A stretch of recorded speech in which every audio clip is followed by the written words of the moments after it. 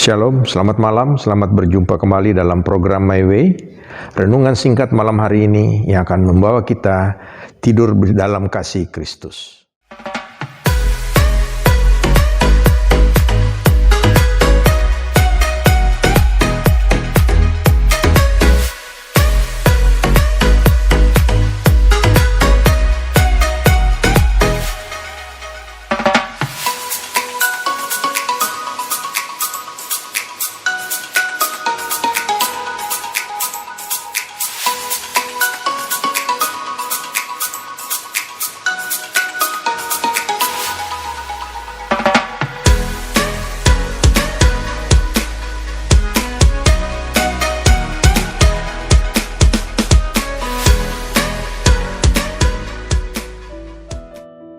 Malam hari ini renungan kita terambil dari Matius 5 ayat yang ke-6 yang bunyinya demikian. Berbahagialah orang yang haus dan lapar akan kebenaran, karena mereka akan dipuaskan. Puji nama Tuhan. Bapak Ibu Saudara, Tuhan Yesus di dalam ayat ini mengatakan bahwa orang yang haus dan lapar akan kebenaran akan dipuaskan. Ya. Bapak Ibu Saudara, secara alami di dalam kehidupan manusia, rasa lapar dan haus itu adalah hal yang alami. Jika seseorang merasa lapar kemudian haus, tentunya dia akan berusaha untuk mencari sesuatu yang dapat dimakan, sesuatu yang dapat diminum agar dapat memuaskan apa yang sedang dia rasakan, yaitu rasa lapar dan rasa haus. Dan ini yang diambil oleh Tuhan Yesus dan disampaikan kepada para pendengar pada waktu itu. Ya, dengan tujuan apa? Tuhan Yesus ingin agar setiap orang yang mempunyai rasa lapar dan haus akan kebenaran, mereka akan dipuaskan. Saya memberikan satu contoh, Bapak Ibu Saudara. Pada suatu saat timnas Indonesia, kesebelasan Indonesia mengikuti satu turnamen. Kemudian setelah mereka berjuang sekian lama di dalam turnamen itu, akhirnya mereka berhasil masuk ke final. Nah, kebetulan di final adalah lawannya adalah timnas Thailand yang saat itu sering mengalahkan timnas Indonesia, sehingga ada kata-kata yang kita sering dengar, timnas Indonesia lapar dan haus akan kemenangan. Kenapa? Karena selama ini mereka gagal untuk mengalahkan timnas Thailand, sehingga satu saat mereka bertemu di dalam satu final. Lalu kita melihat bagaimana usaha dari para pemain. Mereka berusaha untuk bisa meningkatkan kemampuan dirinya. Dengan tadi mempunyai motivasi, mereka lapar ya dan haus akan kemenangan. Dan kita melihat bagaimana usaha daripada pemain-pemain ini. Mereka kemudian bermain dengan sepenuh hati, dan akhirnya mereka di dalam final itu berhasil mengalahkan timnas Thailand. Dan inilah yang terjadi.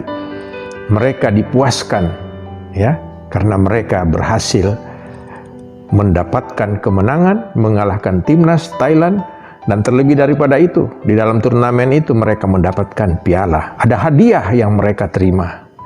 Nah, ini Saudara, contoh yang kita bisa lihat sehari-hari.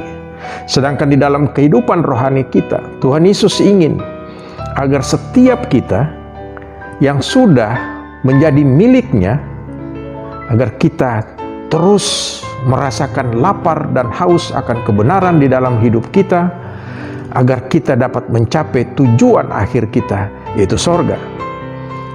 Kalau hari Senin yang lalu kita sudah renungkan bersama-sama bagaimana kalau orang yang ingin mencapai sorga, ada yang harus mereka lakukan, ya. Oleh karena itu Bapak Ibu Saudara, sama halnya dengan ini, ya. Kita semua mempunyai satu tujuan akhir, yaitu sorga. Ya, makanya Tuhan Yesus mengingatkan kepada kita, kalau kita sudah menjadi milik Dia, itu langkah yang besar ya di dalam kehidupan kita. Tapi berikutnya, agar kita harus mempertahankan apa yang kita sudah dapat dari Tuhan, karena kita mendapatkan keselamatan itu. Dan tujuan daripada mendapatkan keselamatan itu, kita adalah hidup bersama dengan Tuhan Yesus di sorga.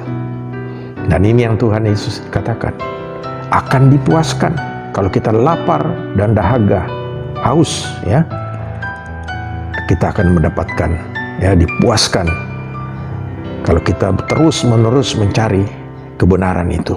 Nah, sekarang kebenaran itu apa? Kebenaran itu adalah pengenalan kita secara pribadi dengan Tuhan Yesus. Kita mengenal Dia sebagai Tuhan dan Juru Selamat kita. Dan terlebih daripada itu, kita harus tahu persis apa kehendak Tuhan di dalam kehidupan kita. Dan ini yang Tuhan ingin. Artinya setiap kita, Tuhan inginkan agar hidup kita berubah. Sejak kita menerima Tuhan Yesus sebagai Tuhan dan Juru Selamat, hidup kita harus berubah. Kita harus memulai satu lembaran hidup yang baru. Kita harus tinggalkan kehidupan lama kita. Kalau hidup kita yang lama, mungkin ada banyak hal-hal yang tidak menyenangkan hati Tuhan. Kita harus tinggalkan semua itu. Dan kita punya satu contoh di dalam Alkitab kita.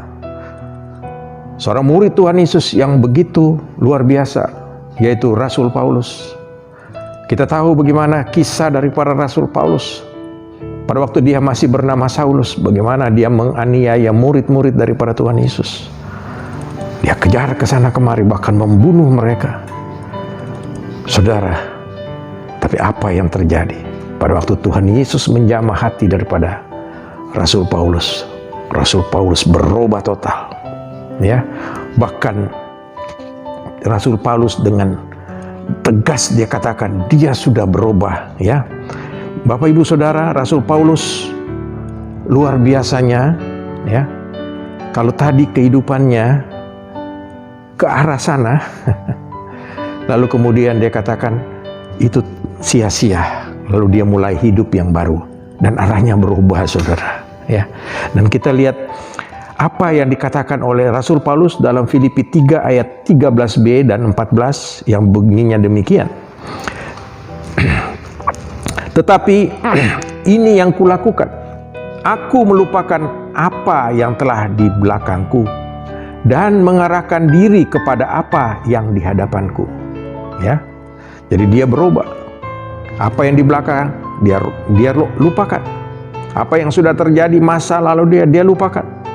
Lalu kemudian dia memulai sesuatu yang baru. Ya, dia melihat apa yang di depan dan berlari-lari kepada tujuan untuk memperoleh hadiah, yaitu panggilan sorgawi dari Allah dalam Kristus Yesus. Bapak Ibu Saudara, kita lihat satu perubahan di dalam kehidupan Rasul Paulus. Dia tinggalkan hidupnya yang lama, dia mulai satu yang baru, dan dia katakan dia berlari-lari kepada satu tujuan, yaitu untuk memperoleh hadiah, yaitu panggilan sorgawi dari Allah dalam Yesus Kristus. Nah, inilah, ya, inti hidup dari setiap orang percaya. Kita harus tinggalkan hidup kita yang lama. Kita harus lapar dan haus akan kebenaran di dalam kehidupan kita. Kita harus lakukan semua itu, karena itulah kehendak Tuhan. Tuhan ingin setiap kita yang sudah Dia selamatkan agar dapat bersama-sama dengan Tuhan Yesus di sorga. Oleh karena itu, Bapak Ibu Saudara, kita akan malam hari ini kita akan istirahat bersama-sama dengan Tuhan Yesus, dan kiranya renungan ini akan menguatkan setiap kita supaya kita terus berada di dalam kasih karunia Tuhan Yesus, terus mencari kebenaran-kebenaran daripada Tuhan Yesus dalam kehidupan kita, dan kita lakukan itu, dan Tuhan Yesus akan memberkati kita.